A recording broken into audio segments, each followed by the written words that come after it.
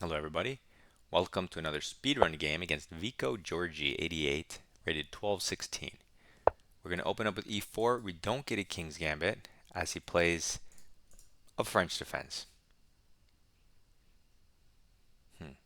So how do we want to handle that? Well, we can be a little cheeky and play f4 anyway. It's not, one of the normal main continuations, but it is a possible move you could play. He goes here, immediately attacking the pawn in the center. I'm going to develop a piece towards the center and defend the pawn. And see what black does. He brings out a bishop, aims towards my weakened dark squares due to my f-pawn push. The drawback of this move is it encourages me and walks directly into d4 space gaining move, creating a three-pawn center. He pins the knight, which does pressure and re-threaten our center. So we have to notice, and now we develop and defend.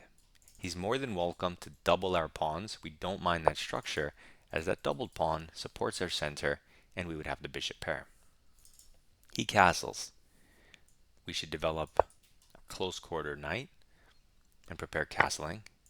He takes. Maybe he thinks it's good. It's equal. It's a neutral event. He goes here, which maybe he wants to b5 and fianchetto. Fair enough. I'm going to castle and build up my little position. We have a dark square bishop. He doesn't. So we're going to keep it in mind. Keep it in mind. Now this little pawn chain kind of faces this way, right? We look at these pawn pushes and consider if they might be beneficial, if and when, and I think they are probably now. It's possible to play them. You don't have to play them, but I feel like this guy's still stuck.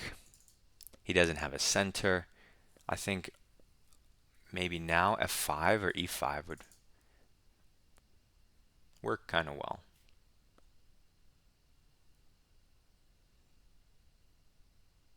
So I'm thinking maybe we can sacrifice our c pawn. So if I kick the knight to remove the defender of the king, he'll probably jump in the center and attack the pawn. But then I'll play f5, trying to be annoying, and play f6, ripping open his king. He might take the pawn, which I'd be happy with. So if you just start with f5, I feel like pawn play is always hard for me. So just give me a second. If you just push f5,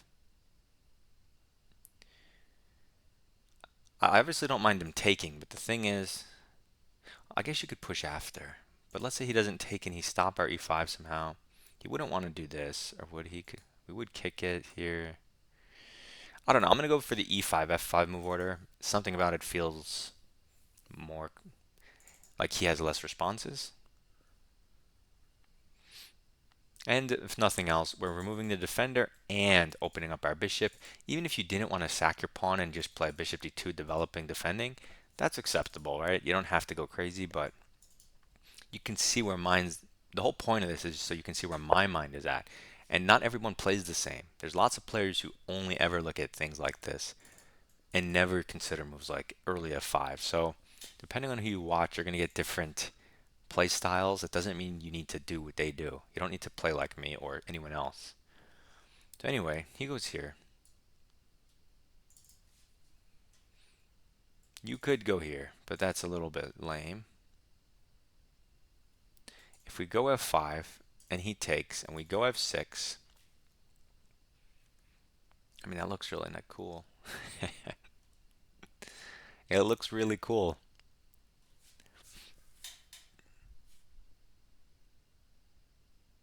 And when I'm looking at this stuff, you guys should look at it.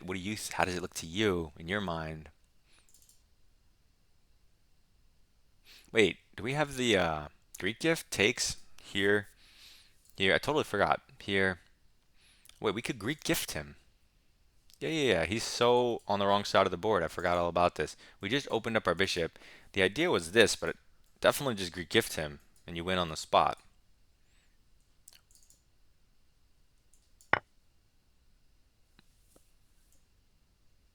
Okay, well that settles that. Nice. This is good. I've been wanting to get a game like this. I haven't done a Greek gift in a video in a long time.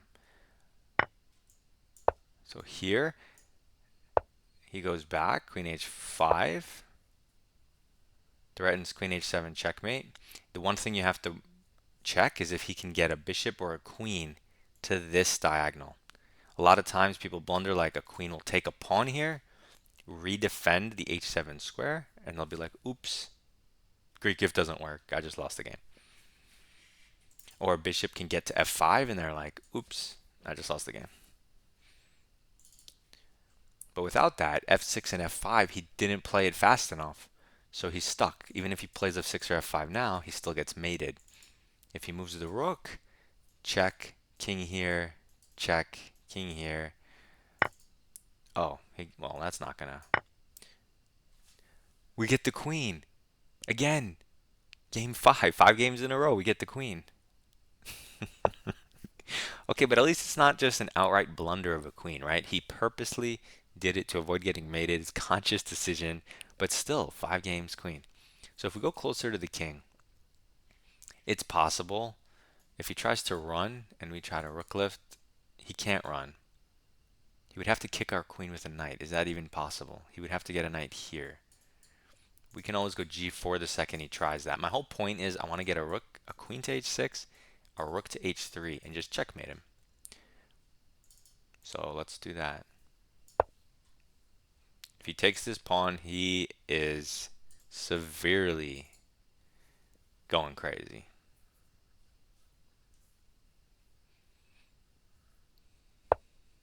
Oh, that's not it. Yeah, I'm just going to ignore everything he's doing, unless he tries to get a knight here. Okay, now he wants to run with his king, but this actually hastens his defeat because that pawn was protecting this pawn. So now we take it, he moves to the side, and that's a beautiful ladder checkmate. Wonderful game.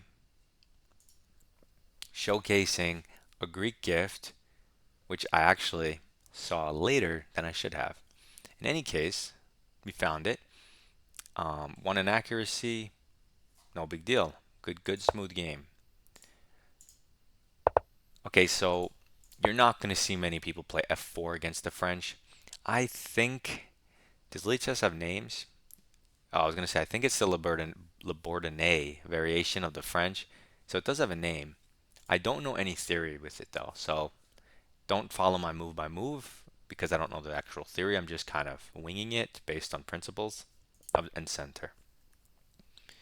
So he goes there, develop and center. He goes there, which can't be right because center and development for free. Development, center, and defense. Development, center. And notice how it's the evaluation's equal game. The second he castles, plus 1.2.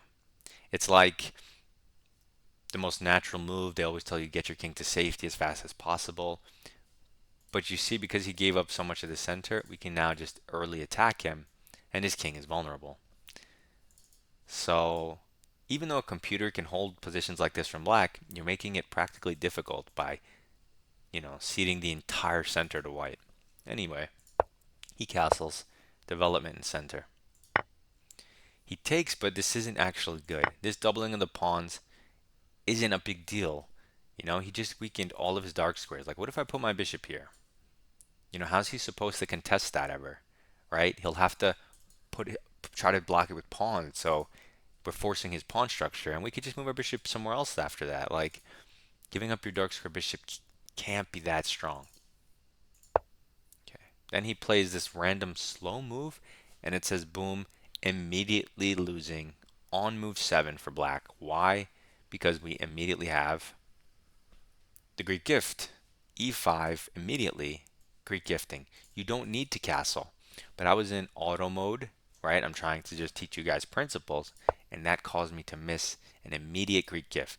So we castle, we're still completely winning. He does another random move, and it's back on, Greek gift. Now we see it. He goes here, and I'm just curious. We know the Greek gift works, but I'm curious about f5.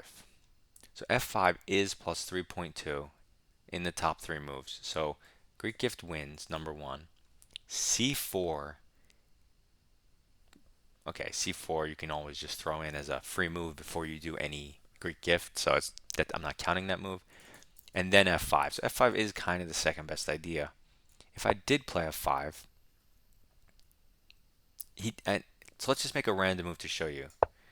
The whole goal is to play f6 and rip open the g pawn, right? If he takes, it says it's plus 8. You see, this is just so strong because you ripped open his king, your knight's coming in, your rook's lifting, your queen's going to h5 because there's no knight here. And who cares if you're down a pawn or not? He's about to get mated. Um, let's just say, for example, we take the pawn.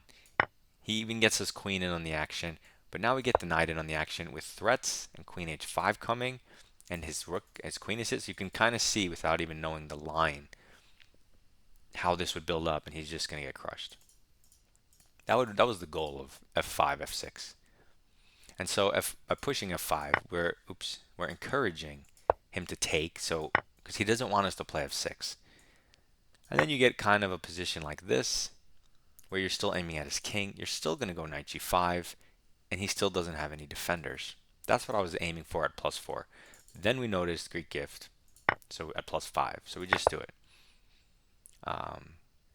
Usually in the Greek gift, when someone's doing it to you and you're black, usually king g8 is going to lead to automatic losing lines.